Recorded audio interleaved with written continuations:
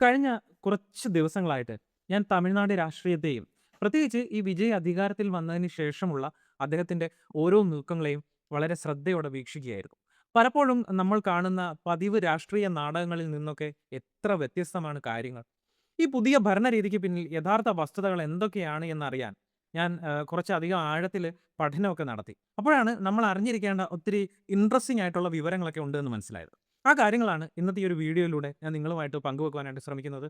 തമിഴ് സിനിമയിലെ നായകന്റെ mass entry കാണുമ്പോൾ ഫിസിക്സും ഗ്രാവിറ്റിയും എല്ലാം തോറ്റുപോകാറുണ്ട് എന്ന് നമ്മൾ പലപ്പോഴും പല സമയങ്ങളിൽ കളിയാക്കിയിട്ടുള്ളതാണ്. അതൊക്കെ സിനിമയല്ലേ, റിയൽ ലൈഫിൽ നടക്കില്ല എന്നൊക്കെ നമ്മൾ പലപ്പോഴും കരുതിയിട്ടുള്ളതാണ്. എന്നാൽ കഴിഞ്ഞ 80 ദിവസമായി തമിഴ്നാട് രാഷ്ട്രീയത്തിൽ സംഭവിച്ചുകൊണ്ടിരിക്കുന്ന മാറ്റങ്ങൾ, കഴിഞ്ഞ 60 വർഷമായി നിലനിന്നിരുന്ന DMK, AIADMK രാഷ്ട്രീയ സമവാക്യങ്ങളുടെ അടിത്തറ തോണ്ടിയിരിക്കുകയാണ് എന്നതാണ് വാസ്തവം. ഒരു സിനിമാ താരം മുഖ്യമന്ത്രിയാവുമ്പോൾ പതിവായി കാണാറുള്ള വലിയ ഡയലോഗുകളോ വെറുതെയുള്ള സൗജന്യ പ്രഖ്യാപനങ്ങളോ ജനപ്രിയ തന്ത്രങ്ങളോ ഒന്നുമല്ല ഇവിടെ കാണാനാവുന്നത്. മറിച്ച് ഒരു കോർപ്പറേറ്റ് കമ്പനിയുടെ ഷാർപ്പ് മൈൻഡഡ് ആയിട്ടുള്ള ഒരു CEO പോലെയാണ് ജോസഫ് വിജയ് ഇവിടെ കാര്യങ്ങൾ നീക്കുന്നത്. ഇന്ന് നമ്മൾ കേവലം രാഷ്ട്രീയ പ്രസ്താവനകളെക്കുറിച്ചല്ല, മറിച്ച് ഡേറ്റ അനാലിസിസ്, നീതി ആയോഗിന്റെ റിപ്പോർട്ടുകൾ, സാമ്പത്തിക യാഥാർത്ഥ്യങ്ങൾ എന്നിവയുടെ കൂടെ അടിസ്ഥാനത്തിൽ തമിഴ്നാട്ടിൽ യഥാർത്ഥത്തിൽ എന്താണ് സംഭവിക്കുന്നത് എന്നാണ് പരിശോധിക്കുവാനായിട്ട് പോകുന്നത്. Welcome to my science garage.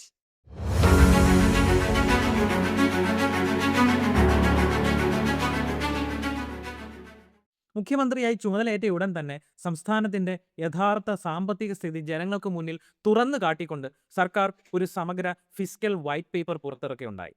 അപ്പോൾ ആ വൈറ്റ് പേപ്പർ പുറത്തുവിട്ട കണക്കുകൾ ഏതൊരു ഭരണകൂടത്തെയും ഞെട്ടിക്കുന്ന രീതിയിലൊക്കെ ഉള്ളതായിരുന്നു. പഴയ സർക്കാരിന്റെ കാലത്തെ സാമ്പത്തിക മാനേജ്മെന്റിന്റെയൊക്കെ പോരായ്മകൾ എത്രത്തോളം ഉണ്ടായിരുന്നു എന്ന് ഈ കണക്കുകൾ നല്ല രീതിയിൽ വ്യക്തമാക്കുന്നുണ്ട്. 2021 ഏപ്രിൽ 1 തമിഴ്നാടിന്റെ ആകെ ഔട്ട്സ്റ്റാൻഡിംഗ് ഡെപ്റ്റ് 5 ലക്ഷം കോടി രൂപയായിരുന്നു. വെറും 5 വർഷത്തിനുള്ളിൽ 2026 മാർച്ച് 31 ആയപ്പോൾ ഈ കടം കുതിച്ചുയർന്ന് കൃത്യം 10 ലക്ഷം കോടി രൂപയിൽ എത്തി നിൽക്കുന്നു. അതായത് കൃത്യമായി പറയുകയാണെങ്കിൽ സംസ്ഥാനത്തിന്റെ കടം ഇരട്ടിച്ചു എന്ന് പറയാം. ഇത് വെറുമൊരു സാധാരണ വർധനവല്ല. വാർഷിക കോമ്പൗണ്ട് വളർച്ചാ നിരക്ക് ഏകദേശം 14.3% വരും.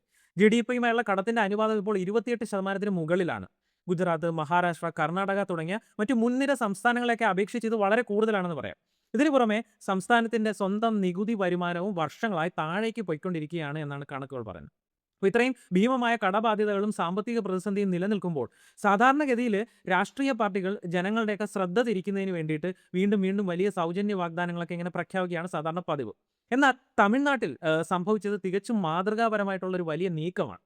ഈ സാമ്പത്തിക പ്രതിസന്ധിയെ താൽക്കാലികമായി മൂടി വെക്കുന്നതിന് പകരം ശാശ്വതമായി പരിഹരിക്കാൻ ലക്ഷ്യമിട്ട് സർക്കാർ ഒരു high level revenue augmentation committee രൂപീകരിച്ചു. അപ്പോൾ ഈ കമ്മിറ്റിയുടെ നേതൃത്വവും അതിൽ അംഗങ്ങളായവരും ആരൊക്കെയാണ് എന്നതിലാണ് ഇതിന്റെ ഏറ്റവും വലിയ ഹൈലൈറ്റ് ഇരിക്കുന്നത്. മുൻ പ്ലാനിംഗ് കമ്മീഷൻ ഡെപ്യൂട്ടി ചെയർമാനും അന്തർദേശീയ തലത്തിൽ അറിയപ്പെടുന്ന പ്രമുഖ സാമ്പത്തിക വിദഗ്ധനുമായിട്ടുള്ള മൊണ്ടാക് സിംഗ് അൽവാലിയയുടെ നേതൃത്വത്തിലാണ് ഈ ഒരു സമിതി പ്രവർത്തിക്കുന്നത്. നികുതി നയ വിദഗ്ധനായിട്ടുള്ള doctor KP Krishnan, central board of excise and കസ്റ്റംസിന്റെ മുൻ ചെയർമാൻ അരവിന്ദ് മോദി, അതേപോലെ Najeeb Shah, Madras institute of development സ്റ്റഡീസിന്റെ ഡയറക്ടറായിട്ടുള്ള ഡോക്ടർ സുരേഷ് ബാബു തുടങ്ങി രാജ്യത്തെ ഏറ്റവും മികച്ച സാമ്പത്തിക തലച്ചോറുകളാണ് ഈ സമിതിയിൽ അണിനിരക്കുന്നത് എന്ന് കാണാം.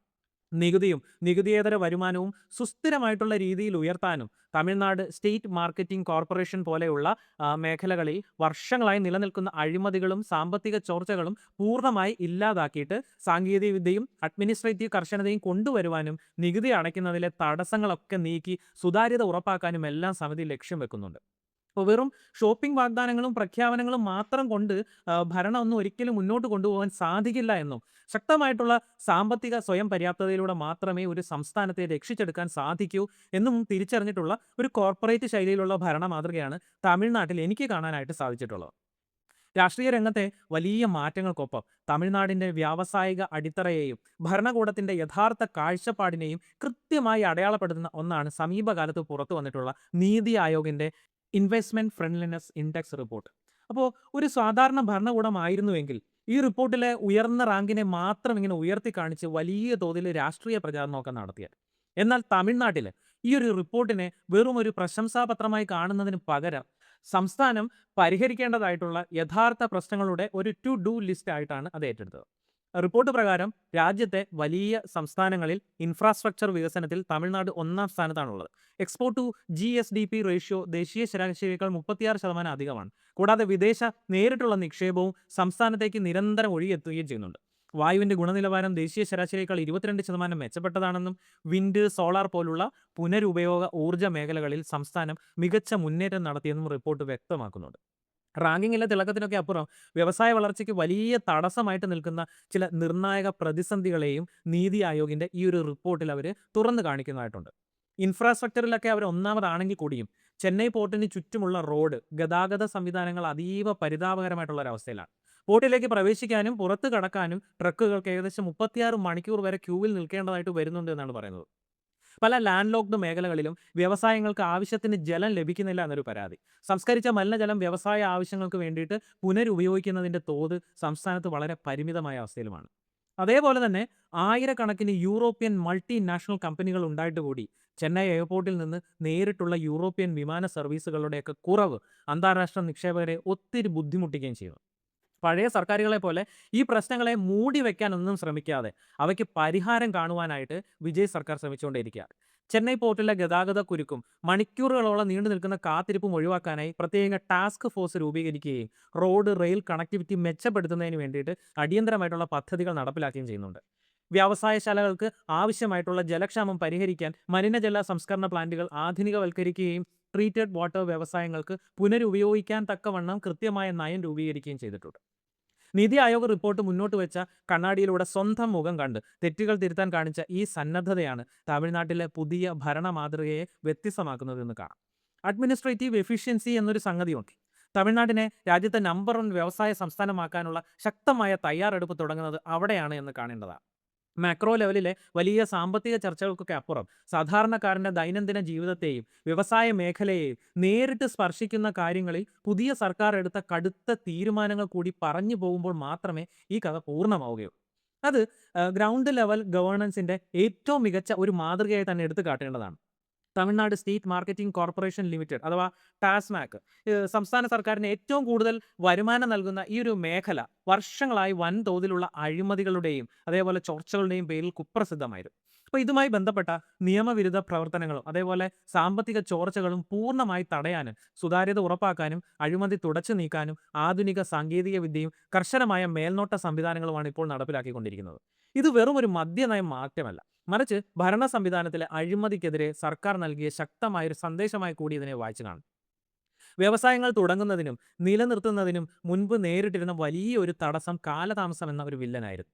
ഇതിന് പരിഹാരം എന്നോണം വ്യാവസായിക സംരംഭകരുടെയും നിക്ഷേപകരുടെയും പരാതികളും അനുമതികളും വേഗത്തിലാക്കുവാൻ Biz Buddy, guidance Tamil Nadu investor facilitation portal അങ്ങനെയുള്ള സംവിധാനങ്ങളൊക്കെ പൂർണ്ണ തോതിൽ സജീവമാക്കുകയും ചെയ്തിട്ടുണ്ട്. അപ്പോൾ ഈ സംവിധാനത്തിൻ്റെ ഏറ്റവും വലിയ പ്രത്യേകത സമയബന്ധിതമായിട്ടുള്ള പരിഹാരം തന്നെയാണ്. ഒരു നിക്ഷേപകനോ സാധാരണക്കാരനോ പരാതി നൽകിയാൽ അത് മാസങ്ങളോളം അനക്കമൊന്നുമില്ലാതെ കിടക്കുന്ന ഒരു പഴയ രീതി മാറി നിശ്ചിത സമയപരിധിക്കുള്ളിൽ അതിന് പരിഹാരം കണ്ടിരിക്കണം എന്നുള്ള കർശന വ്യവസ്ഥ കൊണ്ടുവന്നു. അപ്പോൾ ഇത് തമിഴ്നാട്ടിലെ ഈസ് ഓഫ് ഡൂയിങ് ബിസിനസ് റാങ്കിങ്ങിന് വലിയ രീതിയിലുള്ള കരുത്ത് പകരുകയും ചെയ്യുന്നുണ്ട്. സർക്കാർ ഓഫീസുകളിൽ പതിവായിരുന്ന നടത്താം, നോക്കാം, ശരിയാക്കാം എന്നിങ്ങനെയൊക്കെയുള്ള അലസമായിട്ടുള്ള പഴയ ബ്യൂറോക്രാറ്റിക് ശൈലി സർക്കാർ പൂർണ്ണമായും ലോക്കിട്ടു എന്ന് വേണമെങ്കിൽ പറയാം. ഒരു കോർപ്പറേറ്റ് കമ്പനിയിലെ CEO എങ്ങനെയാണോ തൻ്റെ ജീവനക്കാരെ ടാർഗറ്റുകളുടെയൊക്കെ അടിസ്ഥാനത്തിൽ നിയന്ത്രിച്ചു കൊണ്ടുപോകുന്നത്, അതേ ശൈലിയിലാണ് ഉദ്യോഗസ്ഥ വൃന്ദത്തെ സർക്കാർ ഇപ്പോൾ നയിക്കുന്നത് എന്ന് കാണാൻ സാധിക്കും.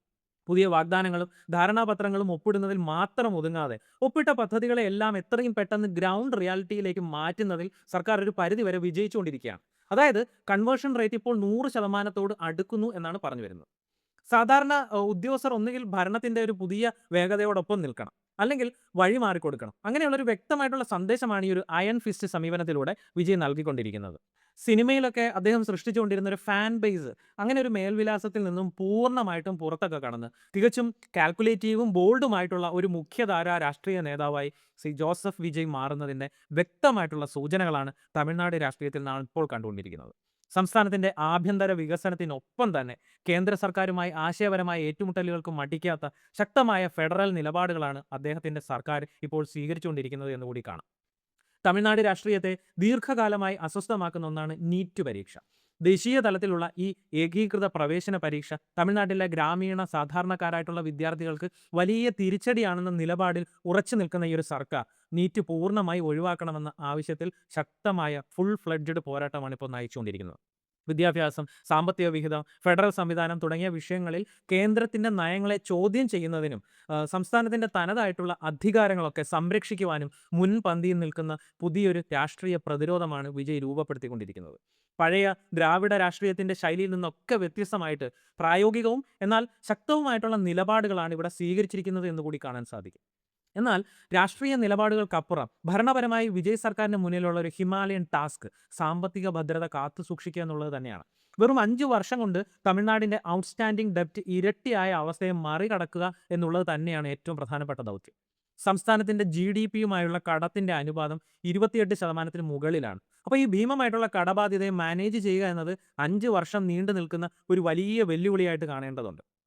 നമ്മുടെ മൊണ്ടേക് സിംഗ് അലുവാലിയുടെ നേതൃത്വത്തിലുള്ള റവന്യൂ ഓഗ്മെന്റേഷൻ കമ്മിറ്റിയുടെ ശുപാർശകൾ നടപ്പിലാക്കുക, അതേപോലെ നികുതി ചോർച്ചകൾ അടയ്ക്കുക, ഭരണപരമായിട്ടുള്ള ധൂർത്ത് ഒഴിവാക്കുക, അപ്പോൾ എന്നിവയിലൂടെയൊക്കെ മാത്രമേ ഈ കടക്കണിയിൽ നിന്ന് സംസ്ഥാനത്തെ കരകയറ്റുവാൻ സാധിക്കൂ എന്നും സർക്കാർ ഇപ്പോൾ മനസ്സിലാക്കി തുടങ്ങിയിട്ടുണ്ട്. അപ്പോൾ അങ്ങനെ വേണം നമുക്ക് ഇതിനകത്ത് നിന്ന് മനസ്സിലാക്കാൻ. നീതി ആയോഗിന്റെ ഇൻവെസ്റ്റ്മെന്റ് ഫ്രണ്ട്ലിനെസ് ഇൻഡെക്സിൽ തമിഴ്നാട് 3-ാം സ്ഥാനത്ത് എത്തി എന്നുണ്ടെങ്കിലും വ്യാവസായിക വളർച്ചയെ പിന്നോട്ട് വലിക്കുന്ന ചില നിർണായക ലോജിസ്റ്റിക്സ് പ്രശ്നങ്ങൾ ഇപ്പോഴും വെല്ലുവിളി സൃഷ്ടിച്ചുകൊണ്ടേയിരിക്കുകയാണ്.